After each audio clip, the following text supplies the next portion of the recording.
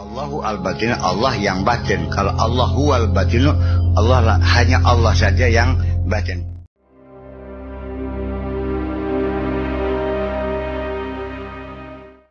Assalamualaikum warahmatullahi wabarakatuh. Salam rahayu, salam sehat selalu untuk sahabat-sahabatku semua dimanapun kalian berada. Dari Sabang sampai Merauke, dari Miangas sampai Pulau Rote. Seperti biasa teman-teman, berjumpa lagi bersama saya di channel TV Abah, channel apa adanya dan channel yang sederhana. Seperti biasa teman-teman, kita akan mencoba ngaji bareng ya. Kita akan mencoba ngaji bareng. Kita mencoba mencermati, memahami, mengkaji, menghayati. Bahkan mudah-mudahan kita bisa menerapkan apa yang beliau nanti utarakan di ceramah beliau yang satu ini. Kita lanjutkan saja teman-teman. Mustadalla ada zuhuri fil mukawwinat biqauli ta'ala, dan lalu dibuktikan bahwa zahirnya Allah dalam alam semesta ini dengan firman-Nya huwal awwalu wal akhiru wal zahiru wal batin. Dialah awal, dialah akhir, dialah zahir dan dialah batin. Fa asyara ila tafsir zahir wal batin biqaulihi, diisyaratkan penafsiran zahir dan batin itu dengan ungkapan kata-kata azhara kulla syai'in bi annahu al-batin wa tawa wujuda kulli syai'in bi annahu zahir. Segala sesuatu ditampilkan menunjukkan bahwa dia batin, dan melipat segala yang wujud menunjukkan dia adalah zahir. Iya, ini wal awal wal akhir wal batin biasa kita ucapkan sehari-hari. Qultu madmanuhu, kandungan isinya, makna yang terkandungnya, an-nasma'u ta'ala al-batin, bahwa isim Allah ta'ala al-batin yaqtadi zuhural asya hissan. Itu menuntut zahirnya, nampaknya segala sesuatu secara fisik. Liyakuna batinan, supaya Allah sebagai yang batin, bisa babi zuhuri hissiha, karena makhluk yang diciptanya secara fisik bisa kita tangkap adalah menutup Allah, menghijab Allah, sehingga Allah menjadi batin. Yang bisa kita lihat adalah hanya makhluk alam semesta. Li'anal hissa rida'u asraril ma'ani, karena fisik itu adalah pakaian yang menyelimuti rahasia makna.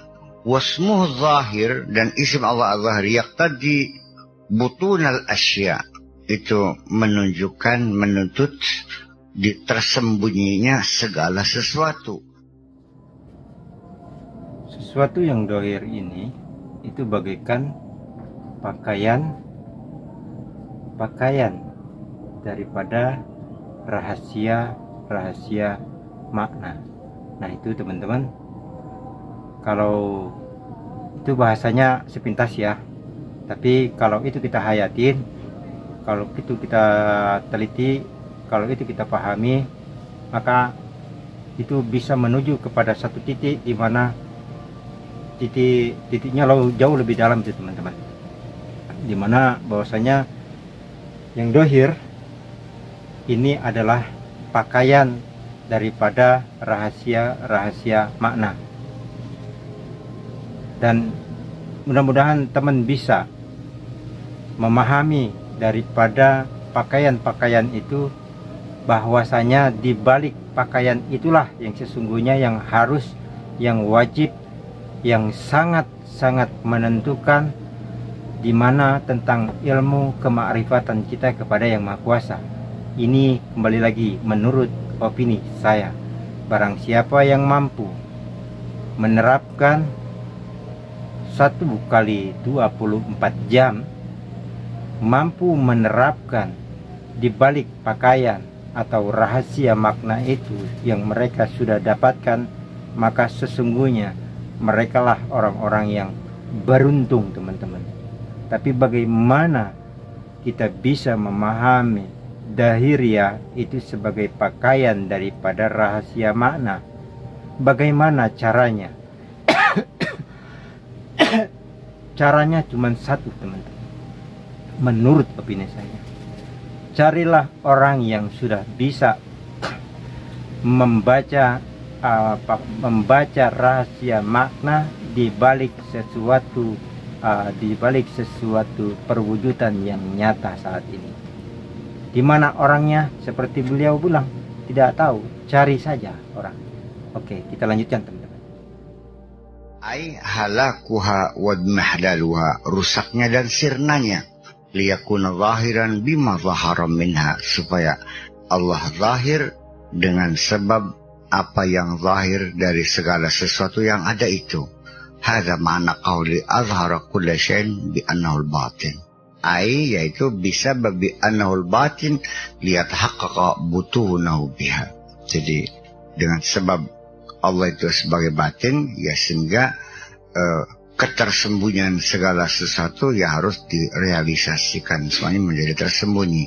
Wa tawa wujuda kulla syai'in, dan menyelipat, membungkus segala wujud ini dengan sebab karena Allah adalah zahir.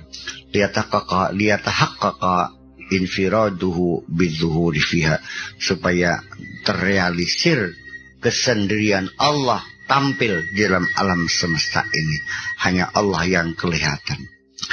Wal hasr, anal hasra fi qauli ta'ala huwa zahir, bahwa pengertian eksklusif dalam firman Allah huwa zahir, hanya dialah yang zahir. Jadi artinya huwal awalu, hanya dialah yang awal, hanya dialah yang akhir, hanya dialah yang zahir, dan hanya dialah yang batin. Apapun yang batin tidak lain kecuali Allah. Tidak ada satu yang zahir kecuali Allah. Jadi teman-teman, beliau sudah katakan tadi, apapun, baik yang lahir ataupun yang dohir, baik yang lahir ataupun yang batin, ataupun juga batinnya batin, istilahnya teman-teman, tidak lain yang dilihat itu hanyalah Allah. Kembali tadi, pada saat kita sudah bisa melihat di balik pakaian secara lahiriah, maka beruntunglah orang-orang itu yang sudah mendapatkan ilmu pengetahuan itu teman-teman. Karena kenapa? Dia akan mampu melihat tentang rahasia-rahasia di balik semua perwujudan yang nyata. Dan teman-teman, rahasianya itu seperti apa di balik pakaian itu? Ya kembali lagi teman-teman, carilah orang yang bisa membaca itu, temukanlah orang yang bisa membaca itu, agar dahagamu bisa setidak-tidaknya bisa terpuaskan setidak-tidaknya. Di mana orangnya? Seperti beliau katakan, ya tidak tahu, carilah sendiri teman-teman. Kita lanjutkan. Tidak ada yang paling awal kecuali Allah, dan tidak ada yang paling artinya ya akhir itu nggak ada akhir itu artinya nggak ada ujungnya, awal juga nggak ada permulaannya.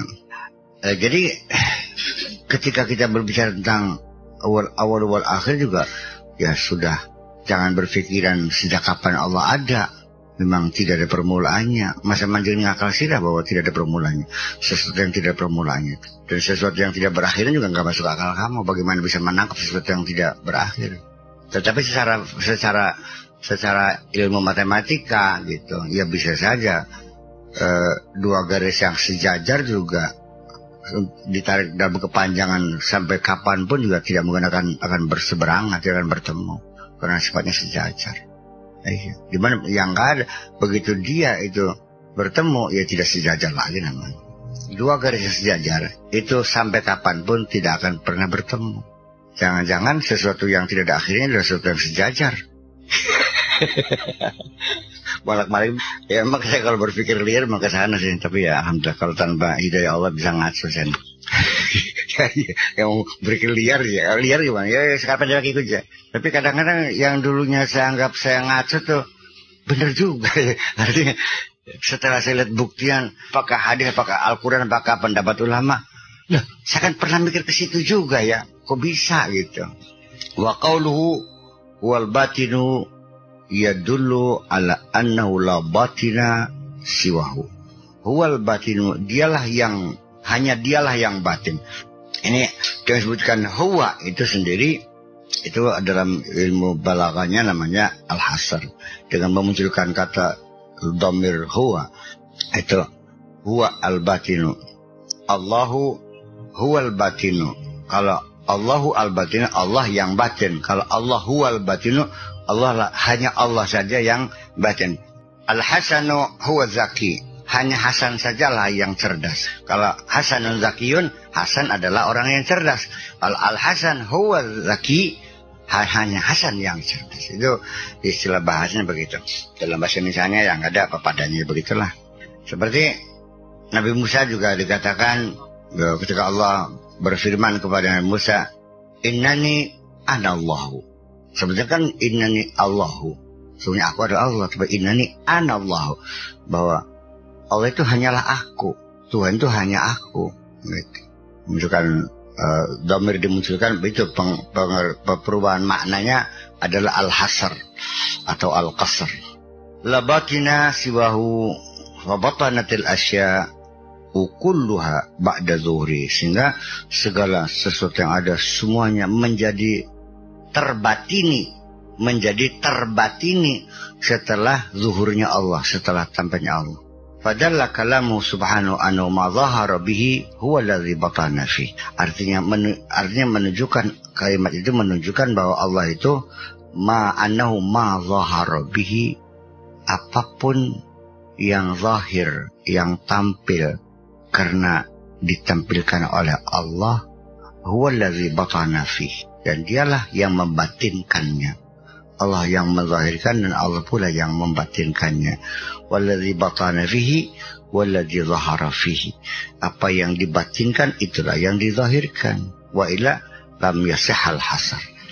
Sehingga tidak salah pengertian hasarnya kalau tidak demikian. Fa in qult, kalau seandainya engkau berhipotesa, kalau engkau beranggapan al-mutaqabilan la yastami'ani qadiddain. Dua hal yang berlawanan tidak akan bisa bertemu. Qadiddain, seperti dua hal yang paradoks. Wa kaifa jama'ata fi dzatin wahidah. Bagaimana bisa kumpul dalam sesuatu zat yang satu? Dua hal yang kontradiksi. Mana mungkin bisa berkumpul dalam sesuatu yang satu? Kalau kita katakan bahwa si Hasan mati dan Hasan tidak mati, itu kontradiksi. Mati dan tidak mati. Kalau mati sama kelenger kontradiksi enggak? Enggak. Mati sama kelenger enggak. Kalau kelenger, apa lawannya? Tidak kelenger. Pasti apa? Ya ini makanya kadang-kadang orang salah berpikir di situ konsepnya. Merah lawannya apa? Ya tidak merah. Itu kontradiksinya, paradoksnya. Sebab kalau hijau bisa saja yang ada bukan hijau bukan merah, menjadi kuning yang ada. Bisa menjadi benar. Tapi kalau yang satu bilang merah, satu tidak merah, ya mesti yang satu salah, yang satu benar. Itu loginya begitu. Nah, ini gimana? Allah zahir, Allah batin. Kan dua hal yang kontradiksi. Oh bisa berkumpul? Nah gitu. Ini pertanyaan logis. Qultu, saya jawab. Jawabannya begini. Lam yatawarada ala mahalin wahidin. Awal dan akhir dua hal yang kontradiksi di situ memang betul menjadi sifat Allah, tetapi tidak berada dalam satu wadah yang sama. Bal dzalika bi'tibarain, tapi juga berdasarkan dua tinjauan yang berbeda. Jadi tidak di dalam satu wadah, dalam satu tinjauan, tapi tinjauan yang berbeda. Jadi kalau tinjauan yang berbeda, maka dua hal yang kontradiksi itu bisa menjadi benar semua. Umpamanya saya mengatakan gelas ini contohnya, tapi contoh itu jangan ditanya lagi, nantinya daur dan tasalsul, nanti yang diperhatikan bakal contoh didiskusikan menerima. Gelas ada di sebelah utara saya, kata Ustadz Salim ada di sebelah selatan. Apakah bertentangan? Ya tidak, karena etibarnya berbeda, tempat duduknya berbeda, sudut pandang yang berbeda. Ya gitu kan. Fasmu zahir bi'tibaril hissi fi alamil hikmati. Isimnya Allah zahir itu dengan pertimbangan iktibar fisik fi alamil hikmati, di alam hikmah ini, di alam yang bijaksana ini. Wasmul batin bi'tibaril makna, sifat Allah batin itu dari sisi makna. Fi alamin qudrati, pada alam kodrat, sedangkan Allah zahir pada alam hikmah, sedangkan Allah batin dalam alam kodrat. Fal hikmah zahiratun, hikmah itu zahirah, hikmah itu yang ada itu, hikmahnya adalah zahirah. Wal qudrah batinah, kekuatan, kemampuan, potensi, itu artinya di dalam. Orang melukis, tangannya yang bergerak, gambarnya itu bagus, itu adalah alamul hikmah. Tapi bakat yang terpendam pada dirinya, ya, yang diperlengkapi dengan saraf yang sangat halus, yang bisa menggerakkan pulpen dengan presisi yang sangat tepat, nah itu adalah kodrat yang gak kelihatan itu mah. Paham lima koranku?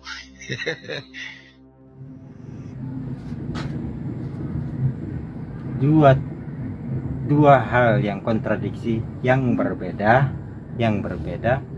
tidak akan pernah mungkin bisa bersama. Betul teman-teman, antara seperti kalau bahasa saya ya, sifat manusiawi dengan sifat Tuhan. Ya, sifat Tuhan tidak akan pernah mau dicampuri dengan sifat manusiawi. Intinya ke situ aja teman-teman.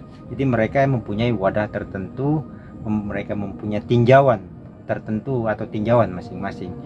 Tapi bisakah ini menyatu? Menurut hemat saya bisa teman-teman, bisa. Kedua wadah yang berbeda bisa menyatu di dalam satu titik. 4 karakteristik menjadi satu titik, tapi semuanya di dalam maknawiyah. Wadahnya bisa menyatu di dalam satu wadah, yaitu wadah daripada maknawiyahnya atau rahasia maknawiyah.